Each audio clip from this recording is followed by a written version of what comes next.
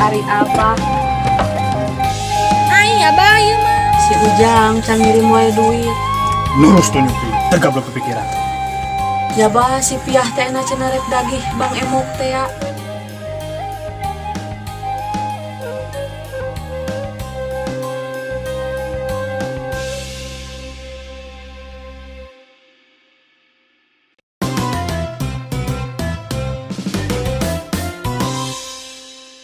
Nah, nasib teh nih kieu-kieu teuing. Kunaon atuh mak, kan kukulut tuh soe. Abah, urang teh rumah tangga teh geus 90 tahun. Budak geus gede, der ayeuna jauh-jauh teuing. Sing sabar mak, pan budak teh menang ngadoakeun urang supaya sukses, supaya bisa ngebantu ka urang. Abah teh geus teu bisa gawe ripuh, gawe berat, kan ngandalkeun si Ujang hiji-hijina. Sugan jaga mah ku anak incu urang, teu kasorang hirup susah teh. Urang kaduhung baheula teu sakola sing luhur, ameh siga batur. Hayang itu tinggal meuli, hayang ieu tinggal meuli. Komo aya mah usum online. Ningali tetangga mahkot nepi ka unggal poe aya nu nganteuran. Heeh mak, sing sirining batur mah jelema boga, otak loba nu nganteuran ka imah ge.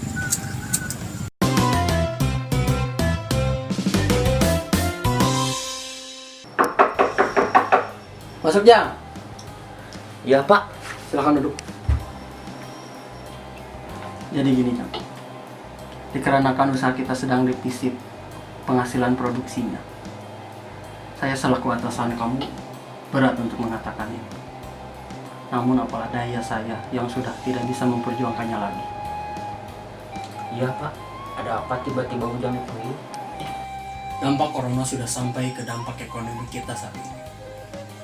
Penghasilan perusahaan menurun dan mungkin kami sebagai manajemen sudah tidak sanggup membayar karyawan lagi. Dan pada hari ini Ujang boleh istirahat dulu di rumah sampai batas yang belum ditentukan. Mungkin sampai perusahaan kami kembali sehat atau normal. Astagfirullah. Kalau seperti ini Ujang mau ngasih apa untuk makan dan keperluan orang tua Ujang di kampung Pak? Saya juga tidak tahu Jang. Ya sudah Jang. Sekali lagi kami atas nama manajemen mengucapkan mohon maaf dan terima kasih. Mudah-mudahan Ujang mengerti. Ini gaji kamu bulan ini. Berikut tunjangannya Jang. Amin Pak, baiklah. Mudah-mudahan kita segera bisa bekerja kembali. Ujang pamit Pak. Baik Jang, silakan Jang. Lain bah, ayeuna teh geus tanggal sabaraha nya. Si Ujang can ngirim wae duit. Jaba beas geus bea. Uyah ge geus cai ya. Jaba si Piah teh na cenah rek dagih Bang Emok teh ya. Pinjem jang naon di wae nya. Ngiruan kalakuan si Piah. Yeh, Ari Abah. Pan Abah hayang kopi, hayang udut, nya ti mana duitna? Jaba ayeuna mah geus teu bisa gawe ripuh. Nya kapaksa kami teh ngiluan ka si Piah. Piraku boga imangan sapetak kudu dijual. Nah, ari maneh imah petak kieu rek saha nu meulina. Aya transferan di si Ujang geus dikamanakeun. Yeuh Abah, dengekeun gerak. Kamari teh si Ujang teh ngirim duit 1 juta. Ku kami teh dipake mayar cai, dipake mayar listrik. Can unggal minggu si Emok teh nagih. Pake resiko dapur.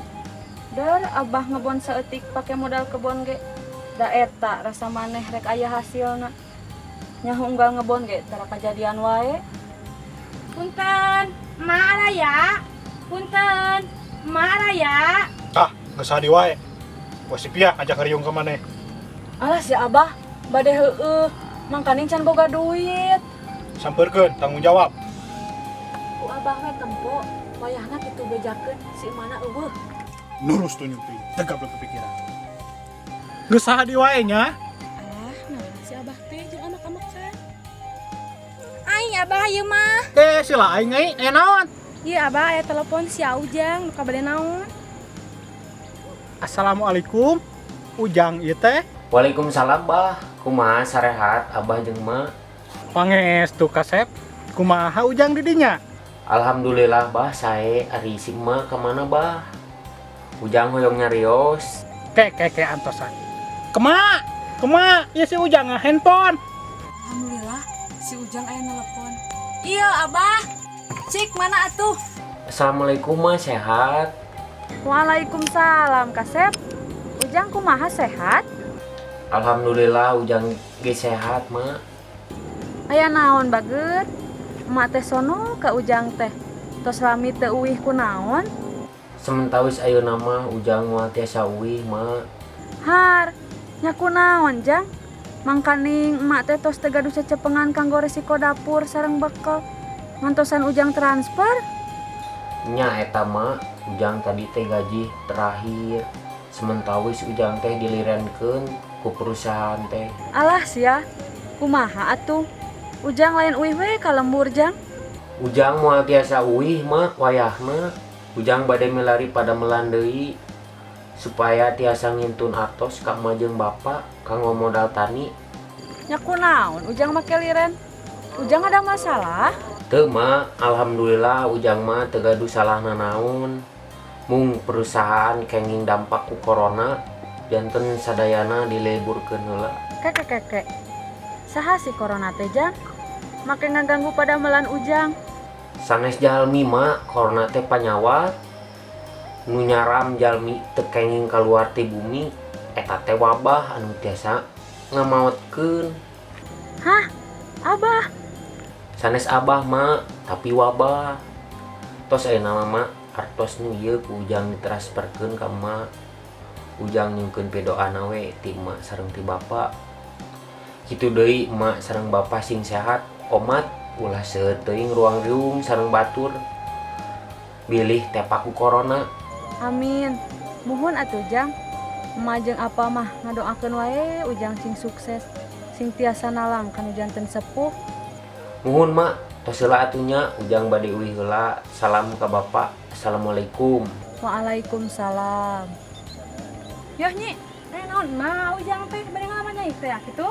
Bobora ngalamar maneh. Tong sok hayang nyaho urusan batur. Juga balik. Gululuk wae. Lain mah nunkeun baru nages atoh panyateu kalamar teh.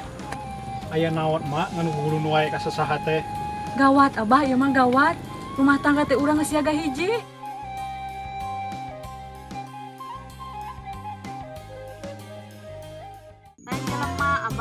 Tuh harayang teuing. Itu baru emak, dah kami ge embuk.